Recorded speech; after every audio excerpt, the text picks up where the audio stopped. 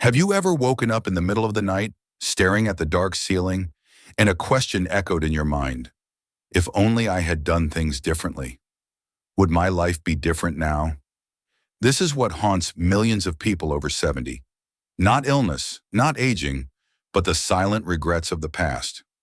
Researchers at Cornell University once found that on the list of the biggest regrets of the elderly, it wasn't the things they had done, but the things they never dared to do. A dream left unfulfilled, an apology never spoken, or a chance to love that slipped away. I want to share with you the story of Dorothy, 78, who used to be an elementary school teacher in Texas. She spent her entire life caring for her family and dedicating herself to her students, yet she still carried one regret in her heart. For 40 years, she never once traveled to Europe, the place she had dreamed of since she was young. Sitting on her armchair in the quiet of her home, she whispered, "If I could go back, I would live a little more for myself." Those words stopped me in my tracks because they reflect the unspoken truth of countless older adults. That is why the very first burden to let go of after 70 is the past and its regrets. Holding on to it won't change the past. It only weighs down the present. Think about it. We no longer live to rewrite yesterday, but we can absolutely choose how to live today and tomorrow. If you've ever felt this invisible burden in your heart, comment the number 1 below. If you've never felt it, comment 0. And don't forget to hit like and subscribe so we can walk this journey together toward a lighter, happier life after 70. Do you know what's even scarier than living alone? It's living next to toxic relationships, people who constantly drain your energy and turn every day into a mental struggle. Psychologists have shown that the stress caused by toxic relationships can shorten life expectancy even more than smoking. In other words, sometimes the greatest enemy is the very person sitting beside you at the family dinner table. I remember clearly the story of Frank, 82, a former factory worker in Michigan. He once shared that what exhausted him the most was not his aching legs from age, but the years he spent living with his younger brother, who was always jealous and quick to criticize. "I used to think that because family is blood, I had to endure it," Frank said. "But that endurance cost me so many years of peace." It wasn't until he moved out and into a small senior apartment that he finally breathed a sigh of relief and realized, sometimes family doesn't mean you have to accept being hurt. If the past and regrets are the burdens of the mind, then toxic relationships are the burdens of the heart. Every cruel word, every resentful look is like a drop of poison falling into the glass of your spirit. One drop may not matter, but day after day, year after year, it turns the whole soul dark. Are you holding on to a relationship that makes you feel more drained than at peace? Try leaving a comment under this video. Your story might be the voice that helps someone else realize that they too deserve more lightness in their final years.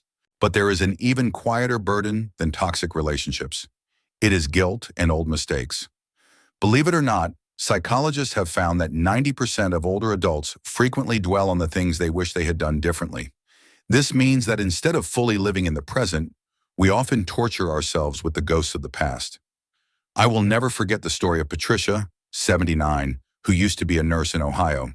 For more than 20 years, she lived in torment over one wrong decision.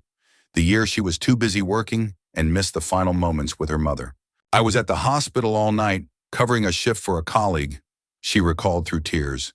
"And by the next morning, my mother had passed away, without seeing me one last time." For many years, she carried that guilt like a scar that would never heal. But then Patricia realized, guilt cannot change the past. It can only destroy the present. When she began journaling, confiding in her daughter, and gradually learning to forgive herself, she said she felt as though she had taken off a heavy suit of armor. For the first time in decades, she could look at her mother's photo and smile, instead of shedding tears. If you too are holding on to a mistake in your heart, remember this. Forgiving yourself is also a gift to the people you love. Don't let what cannot be changed continue to imprison your soul. Write it down, share it, speak it aloud. Only when you let go can you truly live the years you have left. And I want to ask you, is there something in your past you still cannot forgive yourself for? Try writing it in the comments below.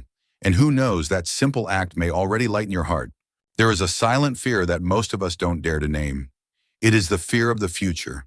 Have you ever woken up in the middle of the night stared at the dark ceiling, and asked yourself, who will take care of me if one day I can no longer walk?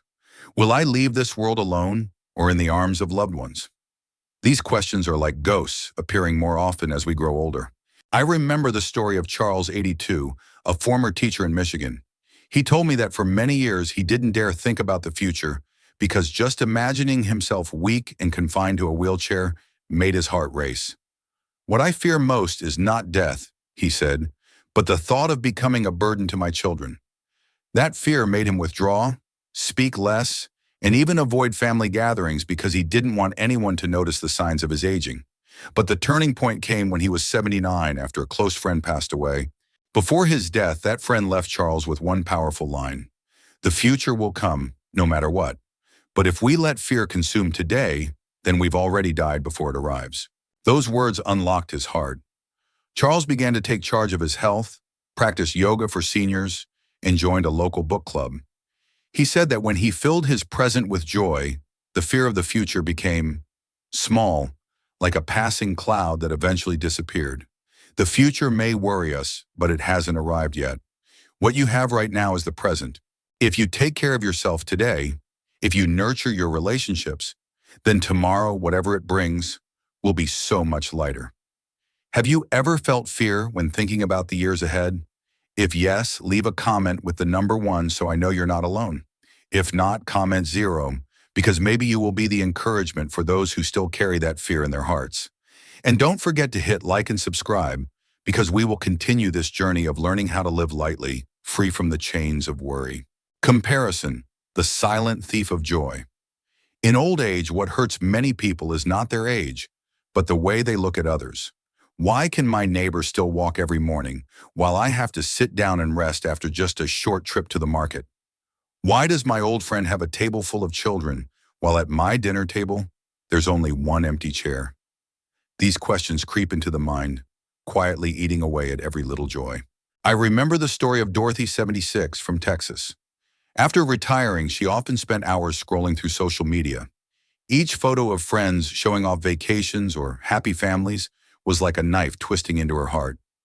She once sighed to me, "Maybe I've failed because my life looks so dull compared to theirs." That habit of comparison made her lose confidence, and she stopped attending local retirement gatherings. Until one day, while talking with Samuel, 81, she realized a simple but profound truth.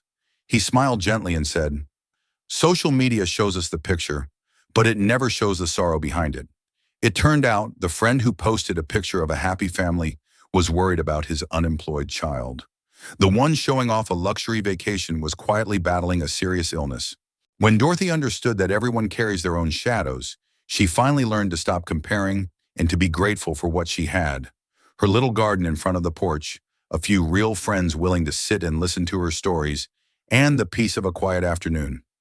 The important lesson Dorothy left us with is this: life doesn't have to look like someone else's to have value. True joy blooms only when we stop comparing and start appreciating every moment that belongs to us. There is another silent burden that many people over 70 still carry: the attachment to old belongings.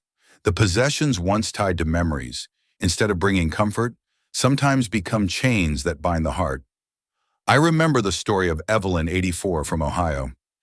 In her small home, where she lived alone, every corner was packed with boxes, clothes, and keepsakes from decades past.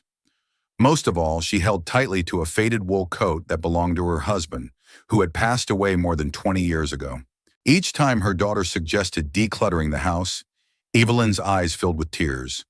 "If I throw it away, it feels like I'm throwing him away too." But then one day, she tripped over a pile of old boxes and fell in her home.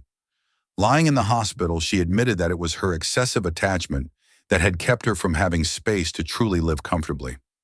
After that incident, she agreed with her daughter to sort through her belongings, keeping only a few of the most precious keepsakes and donating the rest to charity. Surprisingly, when she saw the old coat being worn by a homeless man in winter, she felt her heart suddenly lighten. Because she realized that her husband's love wasn't in the old coat, but still lived in her heart, in her memories, and in the good values she was continuing to share. Evelyn's story reminds us that possessions are not the measure of love, and true memories don't live in objects, but in our hearts. Only when we learn to let go of unnecessary things can we truly create space to welcome freedom and peace. Perhaps of all the burdens after 70, the heaviest is not knowing how to love ourselves. Many people spend their whole lives sacrificing for their husband, their wife, their children, and when they look back, all they see is a resume of mistakes, and they endlessly blame themselves. I remember Charles, 91, who once worked in a factory in Detroit. He spent his whole life working hard to raise 4 children. But in old age, he often sat alone murmuring, "I never bought a bigger house for my family. I never took my wife to Paris like she dreamed. I was too hot-tempered with the kids when they were young." His son reassured him many times, "Dad, you already gave us everything. Without you, we wouldn't have what we have today." But Charles still shook his head, lost in regret. Until one day a grandchild brought him a drawing of the whole family, and he was moved to realize, to his children and grandchildren, he was not a flawed father, but a wonderful father and grandfather who had planted a whole garden of love. You see, constant self-blame is like an invisible shackle that exhausts the soul. When we cannot forgive ourselves, we unknowingly reject the love and gratitude that others give us. Letting go of this burden doesn't mean forgetting mistakes, but learning to see them as lessons, so we can live more lightly in the years that remain. After 70, you deserve to love yourself. You deserve to smile when looking in the mirror and say, "I did the best I could." There is a truth few dare to face. The older we get, the more we tend to cling to memories, to belongings, to people, even to old habits, even when they no longer bring us joy. I remember Dorothy, 87, in Texas, who lived alone after her husband passed away. Her house was filled with old things, from newspapers dating back 30 years to clothes no one wore anymore. When her daughter suggested clearing things out to make the house more spacious, she snapped, "No, this is my life. I won't throw anything away." But then one day she slipped in her cluttered room and had to be hospitalized. After that, she cried and admitted, "What weighs me down is not just the stuff, but the fear of losing memories. I'm afraid that if I let go, I'll lose part of my life too." You see, excessive attachment is an invisible burden, stealing away our peace. Because in truth, memories don't live in an old coat or a yellow newspaper. They live in our hearts, in the stories we share with our children and grandchildren. Letting go does not mean forgetting. It means keeping the essence, so that both our space and our soul can breathe. When we learn to release lightly, we finally see that life after 70 can become clearer, freer, and brighter. My dear friend, we've just walked through 8 silent burdens that so many people after 70 still carry. From a past full of regret, toxic relationships, old mistakes, fear of the future, the habit of comparison, entanglement with material possessions, lack of self-love, to clinging too tightly to everything. All of these, if not released, only make old age heavier and more exhausting.